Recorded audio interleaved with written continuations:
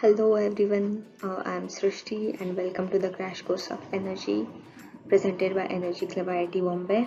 And here we are going to see a non-technical topic in energy sector, which is energy economics and politics. So let's begin the topic. As you know, the basics of economics and politics, but we are going to see these economics and politics related to energy sector. So let's begin.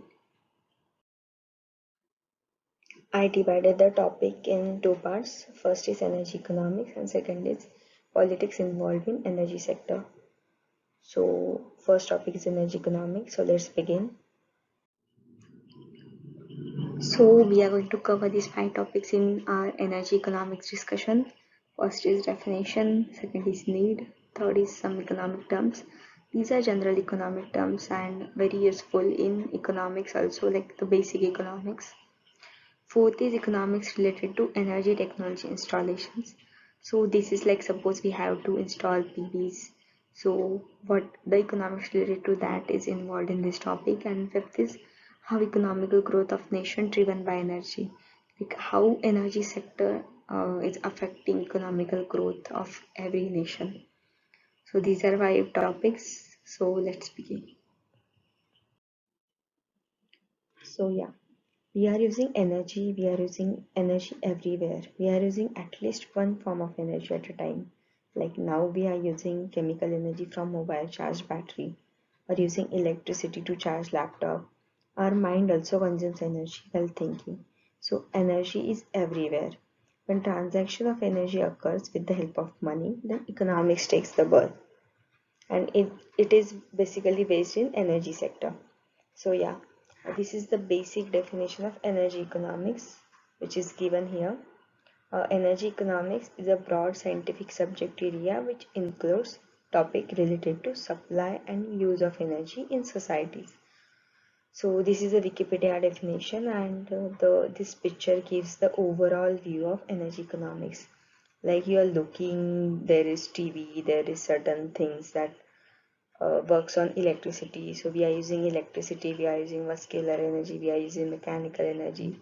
So there is everything, and we have to take that energy from any source like coal, solar, petroleum, and the list goes on.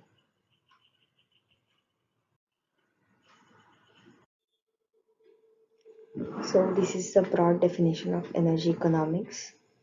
Let's see this definition word by word because it is important. And so energy economics studies energy resources. Energy resources are like coal, wind, solar, etc. And energy commodities. So energy commodities are like the things which converts one form of energy into useful form. Suppose solar PV is commodity. So why is it commodity? Because it is converting solar energy to electricity, and electricity is useful form.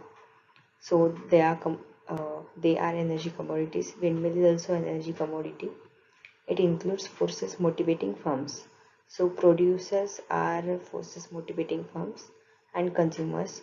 So economics includes all producers and consumers also. So to supply, convert, transport, use energy resource.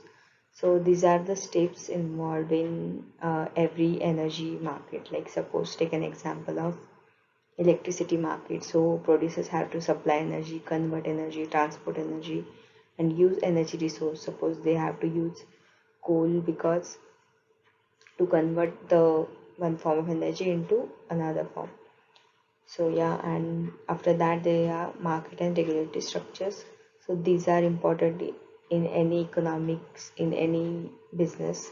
So I'm explaining this in brief in the later slides. Distribution and environmental consequences. So these are important because distribution is means like, so take an example of geothermal. So geothermal energy is like undistributed. It is not, we cannot find geothermal energy in anywhere. So yeah, and after that environmental consequences, as all of we know that there is climate change, also GHG emissions, and there are many environmental consequences created due to fossil fuel use.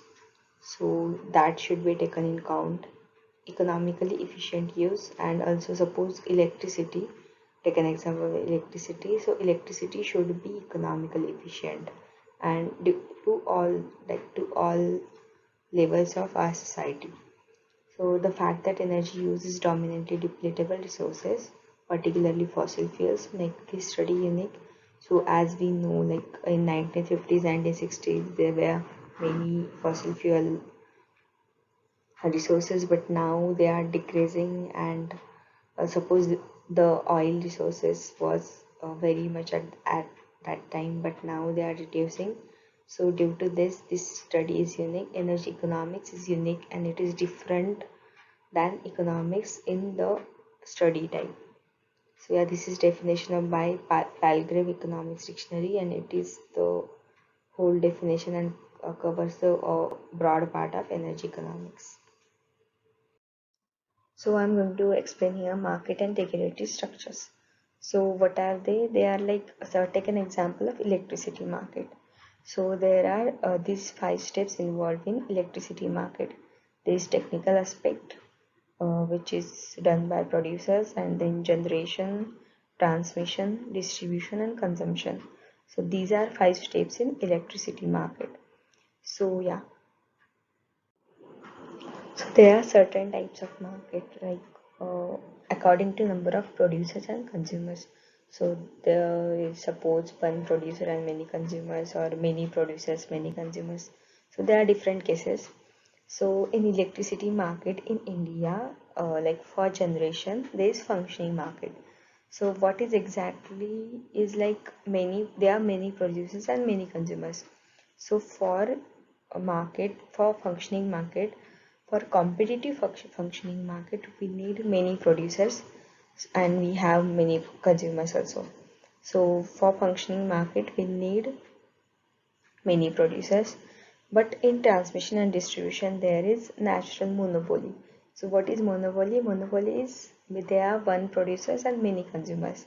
So in this monopoly we need regulation by the government, by any private company, etc. So we need regulation at that time when there is only one producer. There, suppose if there is no regulation, the producer can increase prices as much as he can. So we need regulation here. And there is fourth step is transmission and distribution. In these 2 steps we need regulation, and last step is consumption, and here is also functioning market, which is related to that. This is many producers and many consumers. We saw the first topic, which is definition of energy economics in broad. So second topic is need of energy economics. There are certain reasons behind the need of energy economics. So the first reason is, like, what do you infer from this data about energy economics in India? So this is the India installed power capacity 2016, and you are looking here, coal is 62%, renewables 14, hydro 14, natural gas 8%, diesel less than 1%. Like diesel is very less because we are using most of the diesel for vehicles, for fuel as a purpose. Like no, we are not using diesel for power generation. So yeah, there is less amount of diesel in power generation. And in India, coal is most used energy resource for power generation. Why? The reason is coal is cheapest source of energy. So yeah, this is the economic reason.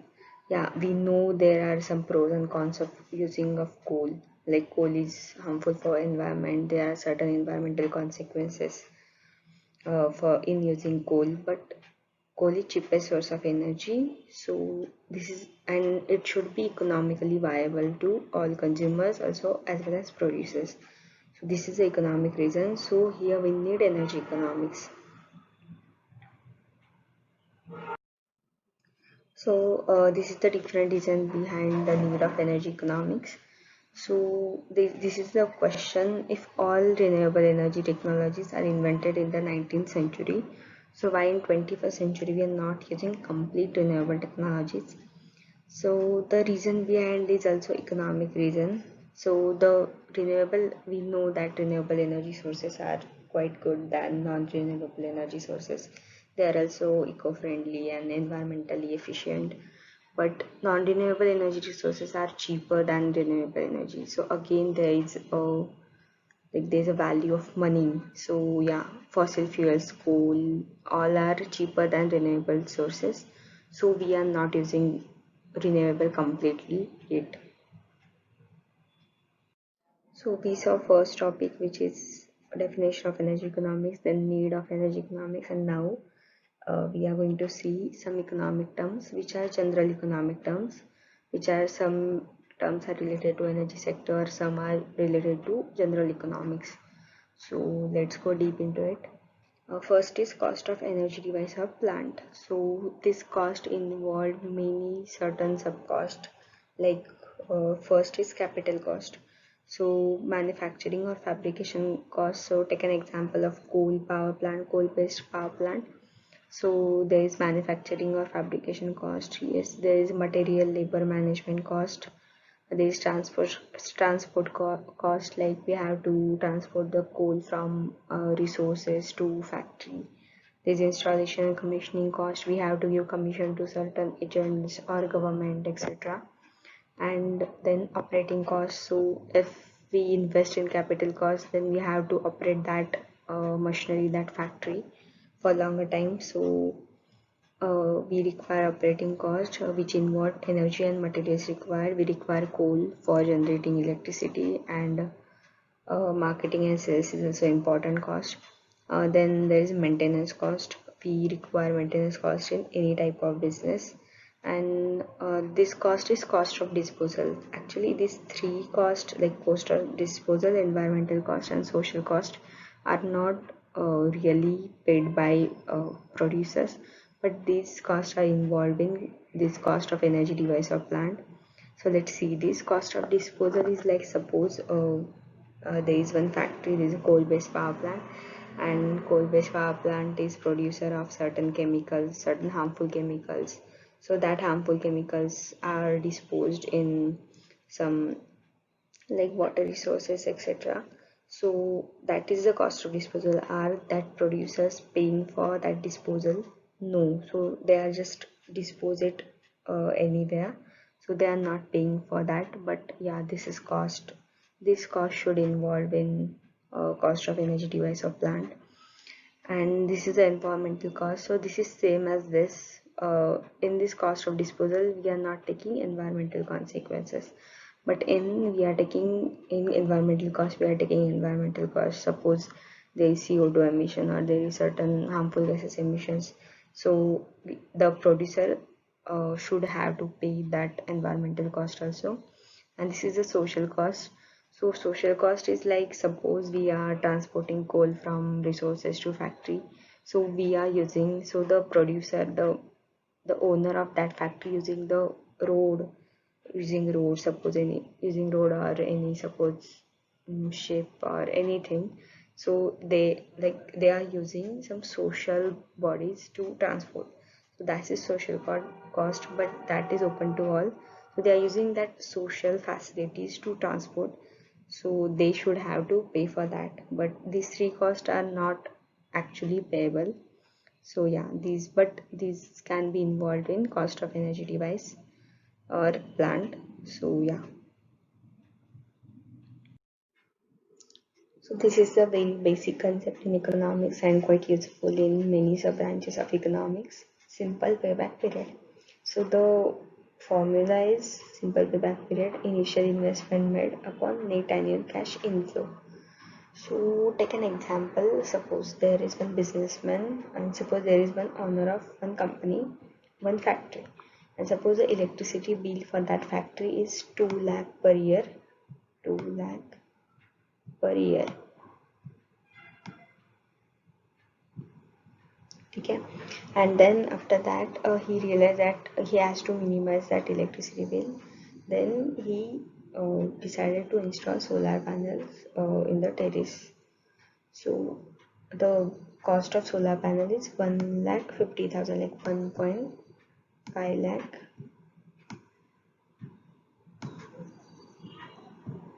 1.5 lakh. And so Simple payback period is what, and due to this solar PV installation, he realized that he saves the electricity bill 50,000 per year. So now his electricity bill is only 1.5 lakh per year. So initially it was 2 lakh per year, and now it is 1.5 lakh per year. So the conclusion of this is he saves 50,000 electricity bill due to installation of these solar panels. So initially 1 lakh for 50,000, 1.5 lakh, and the net annual cash inflow is 50,000 because he is saving this 50,000. So that is cash inflow. He is saving that cash, and that cash is coming to himself. So this is the 50,000 net, and 50,000 per year he is saving electricity bill 50k, and initial investment which is 1.5 lakh. So the calculation is easy. This is the 3 years, 1.5 upon 50, 1.5 lakh upon 50,000. So that is the payback period formula.